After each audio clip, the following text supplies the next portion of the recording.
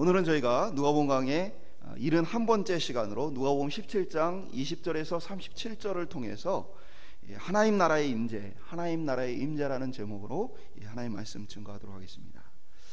우리가 계속해서 이제 예수님의 말씀과 또 예수님의 비유들을 통해서 우리의 삶에는 이제 죽음이 있고, 그리고 우리가 이 땅에 살아있는 동안 우리의 영혼을 구원할 기회가 주어진다라는 말씀을 살펴봤습니다.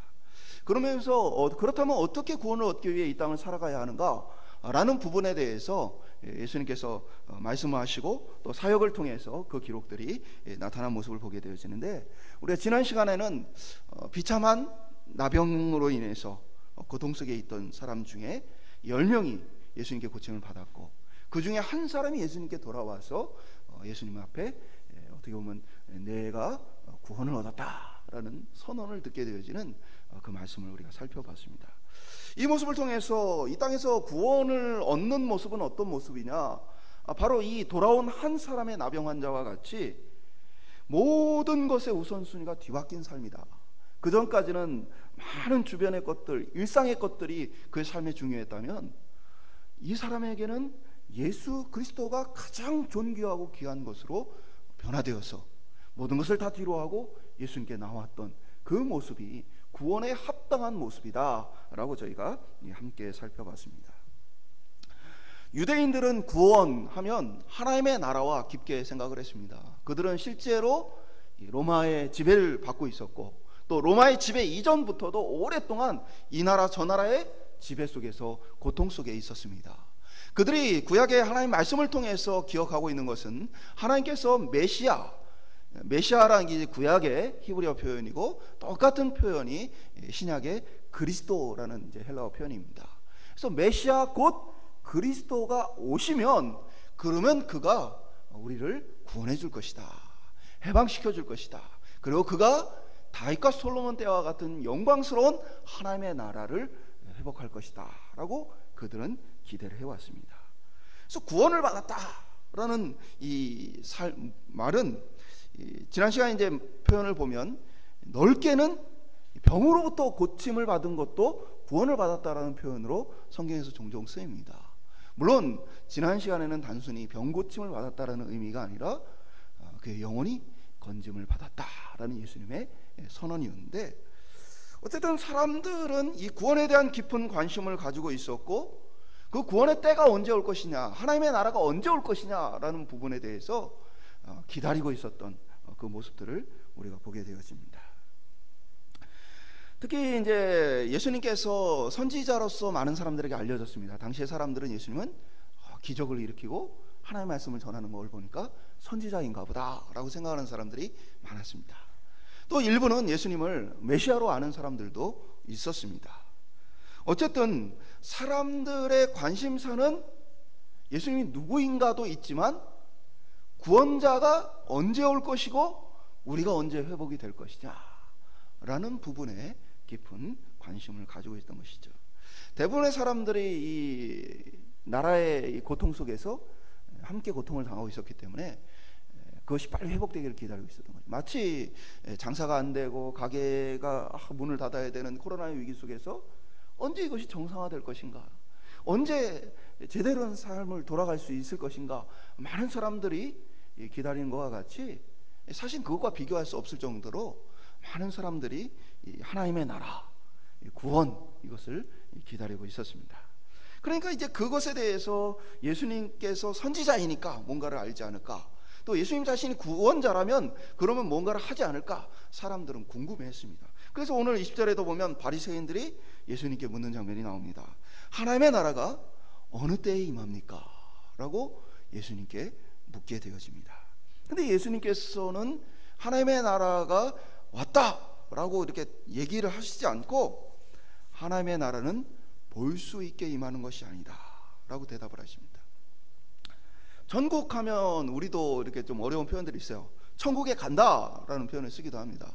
반면에 천국이 내 안에 있다라는 표현도 쓰기도 하죠. 그럼 이게 천국이 도대체 어디에 있는 것이냐, 천국이 도대체 뭐냐 라고 생각할 수 있는 거죠. 뭐 신앙이 있고 하나님의 말씀을 이렇게 많이 듣고 하신 분들은 이 개념을 이해하겠지만, 신앙을 처음 시작하는 분들에게 이게 어려운 개념이에요. 우리 마음에 있는데 우리 천국을 가고 그 천국이란 게 뭐고 도대체 어디에 있는가? 굉장히 좀 어려운 개념일 수 있는데, 사실 당시의 유대인들에게 있어서도 하나님 나라 천국은 쉽지 않은 개념이었습니다. 왜냐하면 그들이 갖고 있던 생각들, 천국에 대한 개념들이 사실은 잘못되어 있었기 때문에 예수님 말씀 이야기가 어려웠던 것이죠. 볼 수 있게 임하는 것이 아니다, 볼 수 없게 임한다. 도대체 이 말은 어떤 말인가? 이 말은 혹시 하나님의 나라가 임해도 우리가 모를 수 있다라고 말하는 것은 아닌가? 오늘 바리새인들의 이 질문을 통해서 우리가 하나님의 나라가 무엇인지, 또 그 나라에 들어가기 위해서, 그 나라의 백성이 되기 위해서 우리에게 필요한 것이 무엇인지 오늘 하나님의 나라를 말씀을 통해 바르게 이해하는 귀한 시간이 되길 소망합니다. 첫 번째 한번 따라해 보겠습니다. 볼 수 있게 임하는 것이 아니다. 하나님의 나라가 언제 임하는 것과 관련해서 많은 주장들이 있습니다. 큰 전쟁이 일어나면 자꾸 하나님 나라 종말이 왔다라고 사람들이 이야기합니다. 그래서 중동 지역에 특별히 전쟁이 일어나면 종말론이 막 일어나죠. 그래서 예를 들면 이라크 전쟁이 일어났을 때도 종말이 가까웠다, 이게 3차 대전으로 확산이 되어서 지구가 종말할 것이다, 주장하는 사람들이 많았습니다. 뭐 몇 해 전에는 이제 자칭 이슬람 국가라고 말하는 이제 IS 테러 세력들이 일어났을 때 중동 일대에 이 종말론이 다시 일어났고, 그들 역시도 종말론을 주장을 했습니다. 이제 그들이 세우는 나라가 이스라엘 비롯해서 서방의 나라들을 다 물리치고, 그리고 이슬람 세계를 마지막에 완성할 것이다 라고 그들이 종말론을 굉장히 강력하게 주장했기 때문에 근본적인 무슬림들이 그 종말론을 따라서 사시는 거기에 결집했던 모습들도 상당히 많았던 것이죠. 또 지진, 기근, 천재지변이 일어나면 종말론에 대한 이야기들이 많이 나타나게 되어집니다. 이것저것에서 난리와 소문이 날 때 사람들은 종말이 가까운 것은 아닌가, 종말이 곧 오는 것은 아닌가 라는 것들을 주장하기도 합니다. 그리고 오늘날과 같이 전염병이 창궐하게 되어지면 종말에 대한 이야기가 또 나타납니다. 이제 종말의 때가 왔다라고 주장하는 사람들. 오늘날 이 코로나와 관련해서 종말론이 있을까요, 없을까요? 있어요. 비슷한 부분이 뭐였냐면 백신에 뭐가 있어서 백신을 맞으면 지옥 간다, 마귀의 표, 짐승의 표를 받는 것이다, 그렇게 주장하는 사람들이 일어나고 있어요. 종말과 관련해 수많은 예언자가 있었습니다. 우리가 이게 잘 알려진 사람 중에 하나는 노스트라다무스 같은 사람들입니다. 1999년, 2012년 종말론을 주장했습니다. 종말 오지 않았습니다. 그럼에도 불구하고 아직도 포기 안 했어요. 노스트라다무스의 예언은 그런 것이 아니었다, 숨겨진 무엇이 있었다, 또 그렇게 주장하는 사람들이 있습니다. 유튜브에 보면 수많은 예언자들이 나타나서 코로나를 예언하고 코로나 이후의 세계를 예언하고 많은 예언들을 합니다. 우리는 무엇을 믿을 것인가, 종말을 어떻게 바라볼 것인가? 종말이라는 표현은 곧 하나님의 나라하고도 깊은 관련이 있는 것이죠. 간단히 말하면 이러한 모든 주장들은 성경과 무관한 주장들입니다. 대부분은 성경적인 종말론을 잘못 해석함으로 바르지 않은 생각과 판단을 가지고 주장되어진 것입니다. 이러한 대부분의 주장들은 마태복음과 그리고 요한계시록에 나타난 부분들을 가지고 유추한 것입니다. 마태복음에는 종말의 때에는 여러 가지 난리와 징조들이 일어날, 전쟁과 기근이 일어날 것이고 전염병이 일어날 것이고 여러 가지 그 징조들에 대한 기록이 있고, 요한계시록에도 종말과 관련된 여러 가지 뭐 666이나 뭐 이런 짐승의 표, 뭐 여러 가지 기록들이 있죠. 이러한 것들을 가지고 바르게 해석하지 못함으로 말미암아 오늘날 많은 잘못된 주장들, 종말론에 대한 주장들이 일어나게 되어진 것이죠. 예수님 태어나던 시대에도 종말론이 있었습니다. 예수님 태어나던 시대에도 많은 거짓 그리스도들이 있었습니다. 자기가 그리스도다, 메시아다라고 말하면서 사람들로 하여금 자기를 따르게 하는 이들이 많이 일어났었습니다. 그때에도 전쟁으로 고통 속에 있었고, 그때에도 사람들이 삶은 힘들고 어려웠기 때문입니다. 그러나 오늘 예수님께서 말씀하시는 종말, 예수님께서 말씀하시는 하나님의 나라는 20절 하반부와 같이 하나님의 나라는 볼 수 있게 임하는 것이 아니요.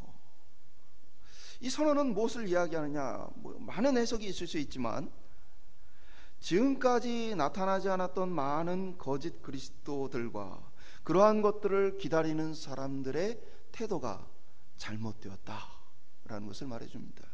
곧 유대인들의 편에서는 구원자가 나오면 그가 특별히 다윗의 자손으로서 왕가로서 왕의 혈통을 가지고 태어난 그가 나라를 세울 것이고, 그 나라가 주변에 있는 모든 나라를 다윗과 솔로몬 때와 같이 압제로부터 해방시킬 만큼 강성해질 것이다 라고 그들은 기대를 했습니다. 그래서 사람들이 나를 따르라 하는 사람들이 나오면 많은 사람들이 그를 따르고, 그 사람을 중심으로 조직을 만들고, 그 사람들이 모이는 그곳에 돈과 권세와 힘이 모여지는 모습들을 통해서 하나님의 나라가 이루어질 것이라는 기대들을 만들어 왔습니다. 오늘날 이단들이 하고 있는 종말론 동일합니다. 조직이나 특정한 인물을 강조함으로써 눈에 보이는 어떠한 것을 만들어 종말을 준비하는 그들의 모습. 근데 예수님은 공생에 겨우 3년밖에 안 했어요. 예수님께서 가지고 오신 하나님의 나라는 눈으로 보이는 큰 조직과 권세와 돈과 힘 이런 것들과는 무관한 것이었어요.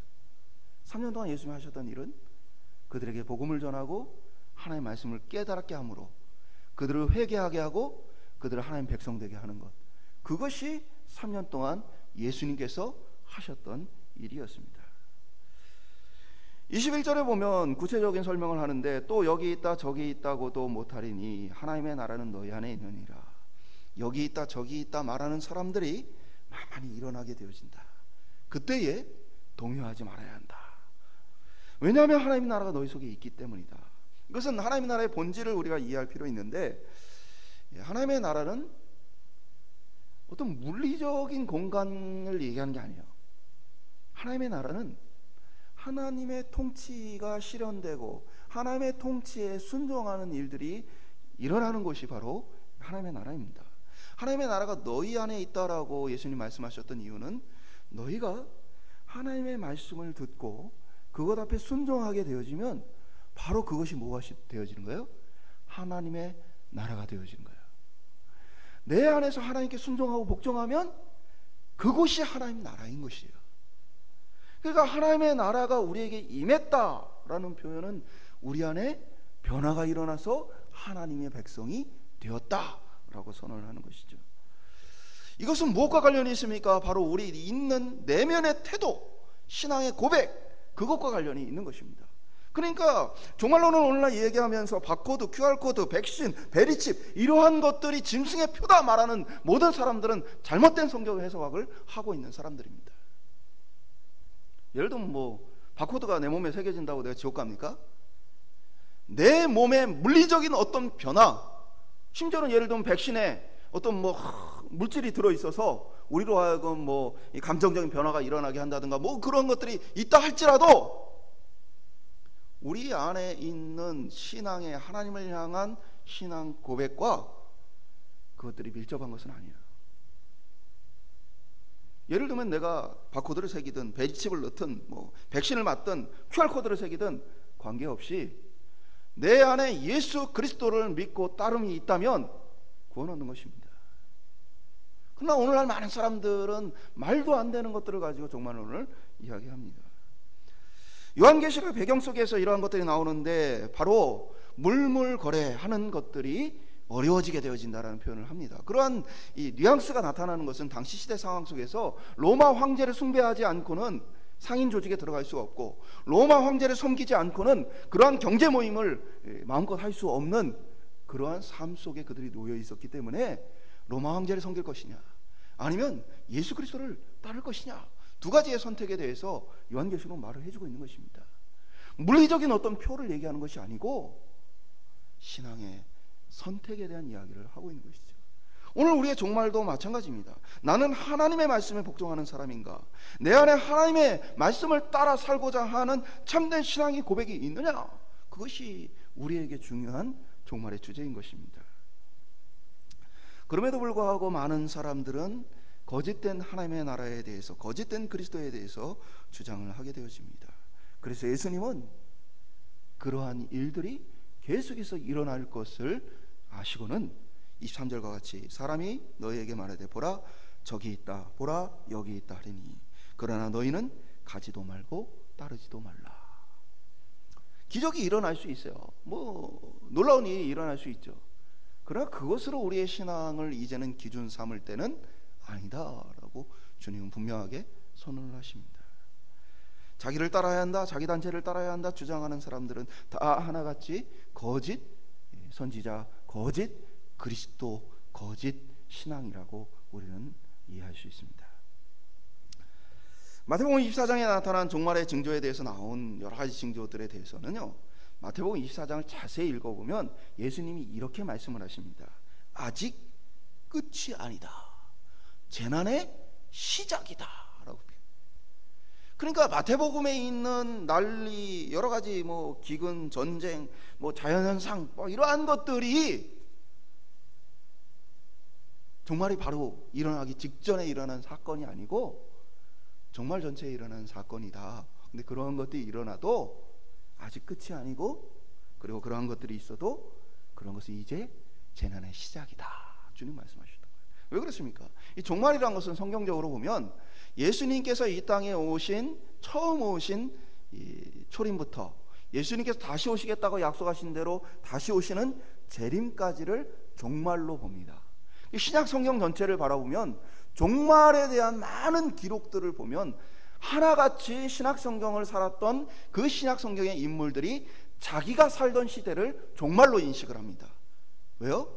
말씀드린 것처럼 성경적인 종말은 예수님이 오신 것부터 시작해서 다시 오실 때까지의 이 기간을 종말, 마지막 때의 시간으로 기록하고 있기 때문에 그렇습니다. 그러니까 오늘 우리 역시도 어떤 걸 사는 거예요? 마지막 때를 살고 있는 거예요. 우리 종말의 시간을 살고 있는 것입니다. 이러한 징조들은 계속해서 일어날 것이기 때문에 이것이 일어났다고 해서 당장 예수님이 오신다라고 확언할 수 없는 것이죠. 그러나 많은 사람들이 이러한 것들을 이용해서 많은 성도들을 잘못된 길로 인도할 것이다. 주님은 경고하십니다. 우리가 이러한 징조들을 보는 것은 주님이 말씀하신 대로 주님은 오시겠구나, 주님이 약속하신 대로 오시겠구나 라는 부분들을 우리가 어떻게 해요? 확신하며 나아가는 것뿐이지, 내일 오신다, 곧 오신다, 언제 오신다 라고 우리가 단언할 수 없다는 사실이에요.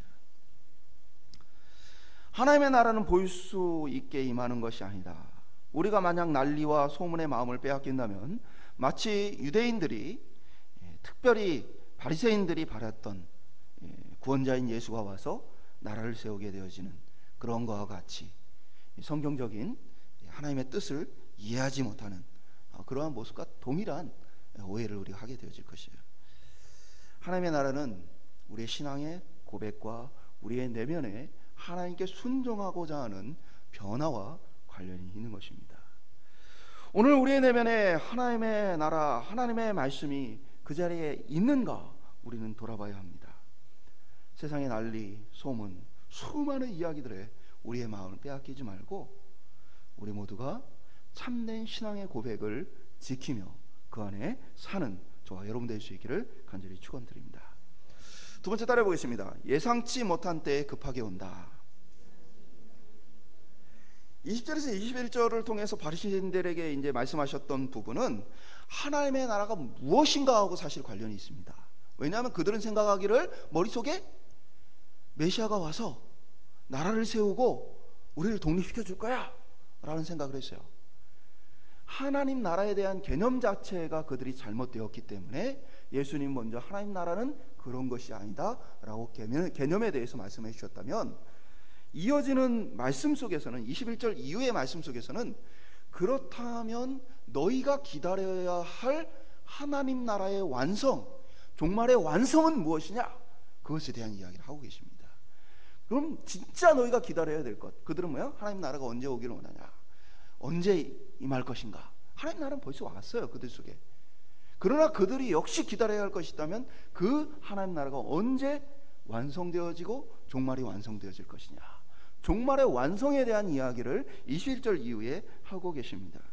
제자들을 향해서 특별히 이 말씀하시는데, 예수님께서는 종말이 어느 한순간의 짧은 시간이 아니라 예수님께서 이 땅에 처음 오실 때부터 다시 오실 때까지 이 시간을 말씀하시면서 그것이 완성될 것을 이야기합니다. 그 완성에 대해서 24절에 번개가 하늘 아래 이쪽에서 번쩍이어 하늘 아래 저쪽까지 비침같이 인자도 자기 날에 그러하리라. 종말의 완성은 아주 급하고 아주 빠른 시간에 일어나게 되어지고 완성되어질 것이다 라는 이야기를 하십니다. 이것은 예수님의 재림과도 관련이 있는데 예수님의 재림은 순식간에 일어나게 되어질 것이다. 마치 무엇과 같이? 번개와 같이. 이러한 예수님의 표현 굉장히 많죠. 도적과 같이 임한다 라는 표현도 동일한 의미입니다. 어느 순간 급작스럽게 예상하지 못한 때 임하게 될 것이다 기록하고 있는 것이죠. 왜 이러한 얘기를 이러한 표현을 쓰고 있느냐? 많은 사람들이 그날을 예상하지 못하기 때문에 그렇습니다. 22절에 보면 또 제자들에게 이르시되 때가 이르니니 너희가 인자의 날 하루를 보고자 하되 보지 못하리라. 22절에 이 말씀은 뭐냐면 기회가 제한되어 있다는 얘기를 하고 계신 거예요. 곧 그들은 마음속에 언제든지 하나님께 대한 참된 신앙을 고백하고 언제든지 자신들이 하나님 백성이 되어줄 수 있다라고 생각을 합니다. 그러나 그때가 되어지면 번개같이 그것이 이루어지고 나면 단 하루를 그들이 보고자 할지라도 단 하루도 볼 수 있는 기회가 그들에게 주어지지 않는다. 주님 말씀하신 겁니다. 기회가 지나간 후에는 단 하루도 회개하고 돌이킬 수 없다. 너희가 보고자 하지만 보지 못할 것이다 라는 이야기를 하고 계신 거예요. 우린 지난 시간 이 나병 환자의 신앙 고백과 오늘 예수님의 이 말씀이 깊이 연결되어 있다는 걸 봐야 해요. 누가복음은 연결되어 있는 하나님의 말씀이에요. 보면 뭡니까?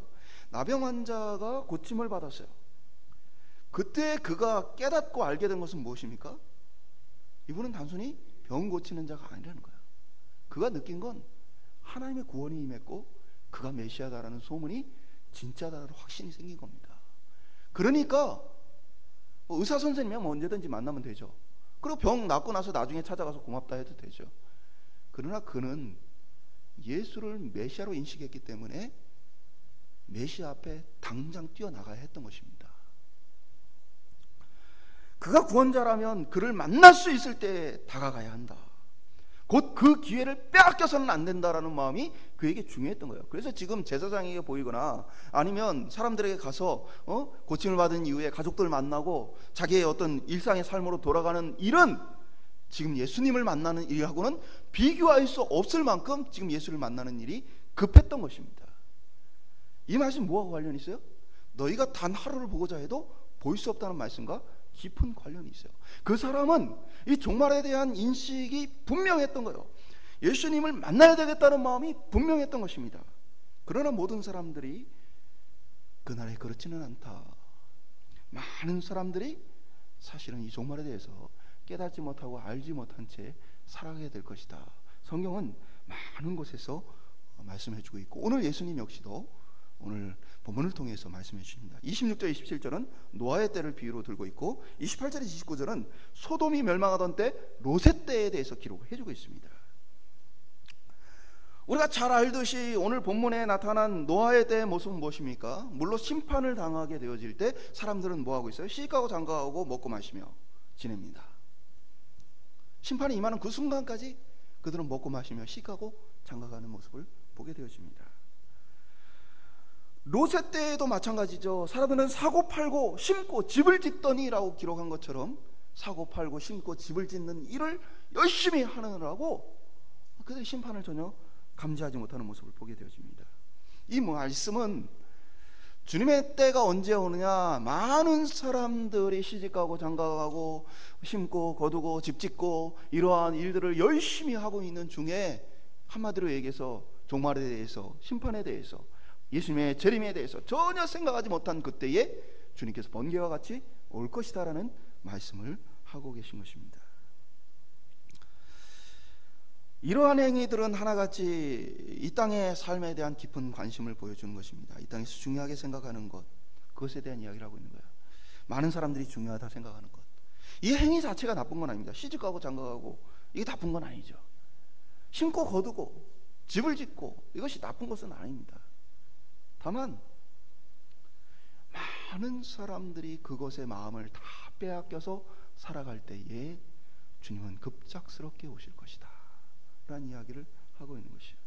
인간의 창조 목적은 하나님을 찬양하게 하는 것에 있습니다. 하나님을 찬양하도록, 하나님께 영광 돌리도록, 하나님과 함께 교제하도록 하나님 인간을 만드셨습니다.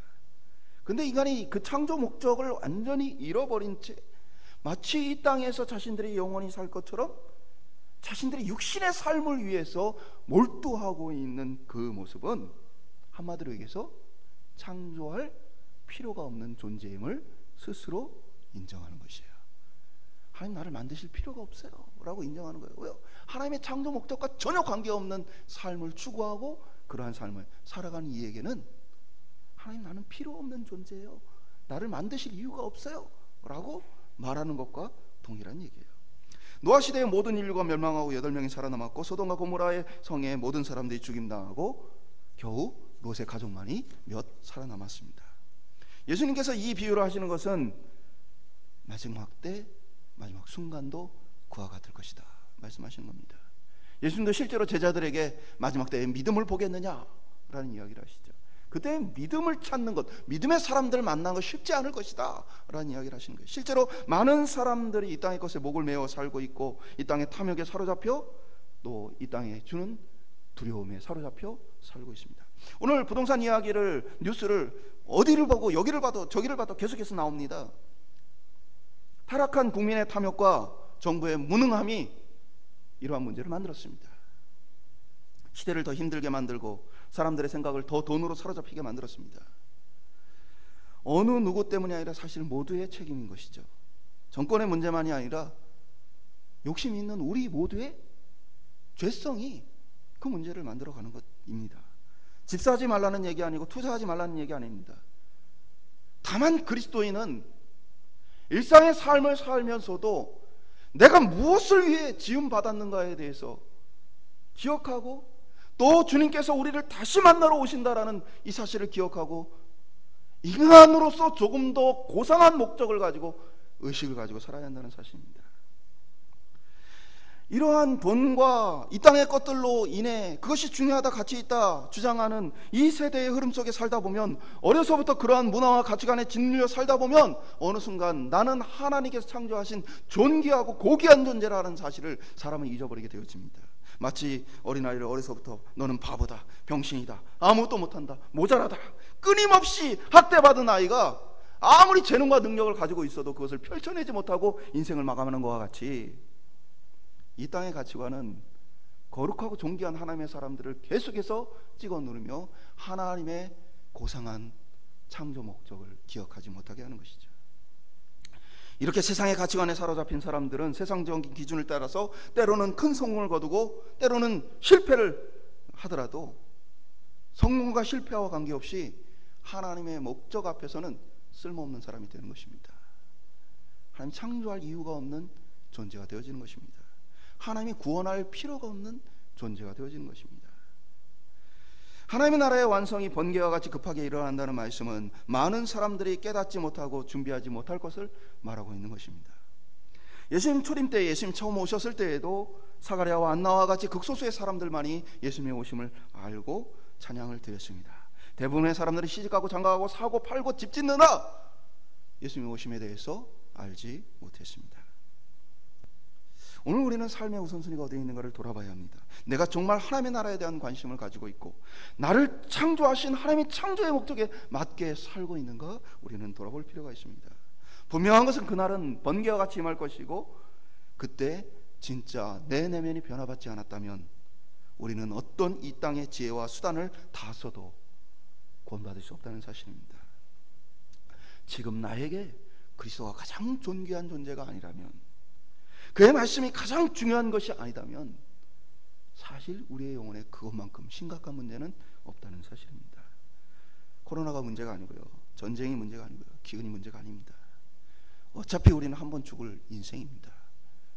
이렇게 죽든 저렇게 죽든 우리는 다 죽게 되어 있습니다. 우리에게 중요한 건 우리에게 영원한 삶이 있느냐 하는 것입니다. 저와 오늘 이 말씀을 나누는 여러분 마음속에 예수 그리스도, 하나님이 우리를 창조하신 창조의 목적, 더 고상한 가치가 인간으로서 더 귀한 가치가 바르게 세워져 있기를 간절히 축원드립니다. 마지막으로 따라해 보겠습니다. 심판이 있다. 예수님께서는 하나님 나라가 완성될 때에 구원과 심판이 있을 것에 대해서 말씀하십니다. 그러면서 그 모든 곳에서 그것이 일어날 것이라고 말씀하셔요. 34절 35절에 보면 내가 너희에게 이르노니 그 밤에 둘이 한 자리에 누워 있으매 하나는 데려감을 얻고 하나는 버려둠을 당할 것이요 두 여자가 함께 맷돌을 갈고 있으며 하나는 데려감을 얻고 하나는 버려둠을 당할 것이니라. 이 말씀을 보면 일부 이단들이 자기들의 처소를 짓고 자기들의 어떤 공간들을 만드는 것이 얼마나 무의미한지를 보여줍니다. 잠을 자는 것, 맷돌을 가는 것, 그것은 일상의 삶을 얘기하는 겁니다. 이들은 그냥 일상의 삶의 현장에서 누군가는 구원을 받고 누군가는 구원을 받지 못하게 되었습니다. 그러니까 어디에 들어간다고 사는 게 아니고 이단들 중에서 이상한 데는 핵전쟁 준비도 한다고 돈 모아가지고 지하 벙커도 짓고 건물도 짓고 하는데 다 의미 없는 것이에요. 누군가는 같은 자리에서 데려감을 당하고 누군가는 같은 자리에서 버려둠을 당합니다. 그렇다면 그날의 심판의 기준은 무엇인가? 33절에 보면 무릇 자기 목숨을 보존하고자 하는 자는 잃을 것이요 잃는 자는 살리라. 심판의 기준이 어디 있어요? 우리의 목숨을 내어버릴 각오와 결단이 되어 있는 자는 산다. 무엇을 위해서? 예수 그리스도를 위해서. 이것은 우리에게 있어서 이 구원이 얼마나 어려운 일인지를 보여주는 것입니다. 얼마나 힘든 것인가에 대해서 말해주고 있는 거예요. 하나님 나라에 속하는 일이 이 땅에서 얼마나 어려운 것인지 말해주고 있는 거예요. 목숨을 버릴 정도의 각오와 결단을 가져야 한다. 그러지 않고는 구원을 얻을 수가 없다. 그런 이야기를 하고 있는 거예요. 31절 32절에 보면 그날에 만일 사람이 지붕 위에 있고 그의 세간이 그 집 안에 있으면 그것을 가지러 내려가지 말 것이요 밭에 있는 자도 그와 같이 뒤를 돌이키지 말 것이니라. 롯의 철을 생각하라. 이게 어떤 맥락이냐면 세간을 가지러 집으로 돌아간다는 건 내가 집에 쌓아둔 재물을 얘기하는 것이죠.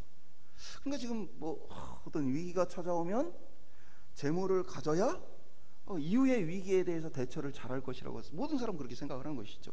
그래서 그것에 대한 미련을 갖고 있는 거예요. 그 대표적인 사람이 누구요? 바로 롯의 아내예요. 롯의 아내에 대해서는 창세기 19장 26절에 보면 롯의 아내에 대해서 뒤를 돌아보지 말라라는 천사의 경고에도 불구하고 롯의 아내가 뒤를 돌아봅니다. 오늘 말씀의 맥락 속에서 보면 그거는 궁금증 때문이 아니에요. 무엇 때문입니까? 애착 때문입니다. 그러니까 롯의 아내가 어떻게 무너지나 하고 궁금해서 하나님 말씀을 어긴 게 아니고요. 뭐예요? 이러한 위기 속에서 자신이 지금까지 아끼고 모아놨던 재물, 자신의 삶을 앞으로 평안하게 살게 해줄 만한 재물, 그 모든 것들에 대한 애착, 이제 빈손으로 떠나면서 그것이 있었으면 하는 그 마음, 그것이 롯의 아내로 하여금 등을 돌리게 했다라고 오늘 본문의 맥락 속에서 우리는 살펴볼 수 있어요. 그때 그가 소금기둥이 되어 죽게 되어집니다.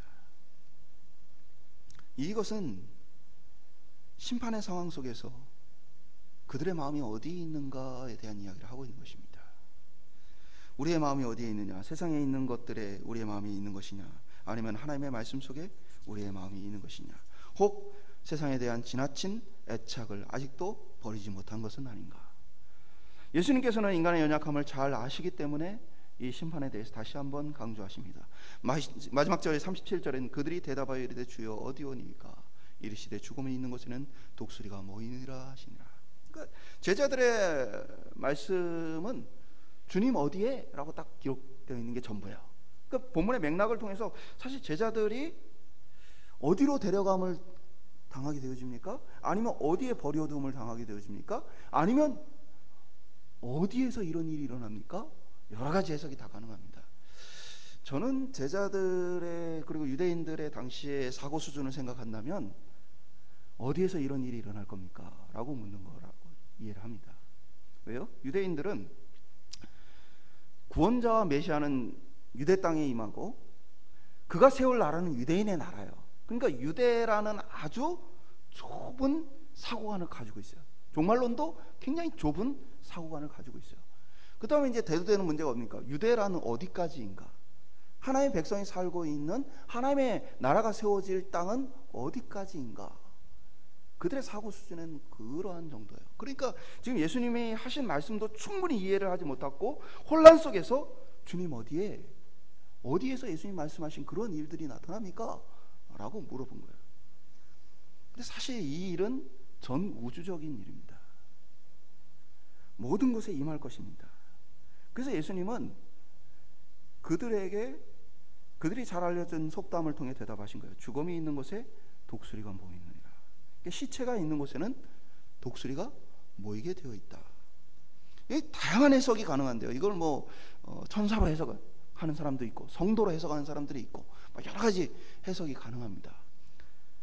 본문의 맥락 속에서 우리가 선택할 수 있는 것은요, 한마디로 얘기해서 이것은 아주 자연스러운 일이다, 당연한 일이다 라는 맥락에서 해석을 할 수 있어요.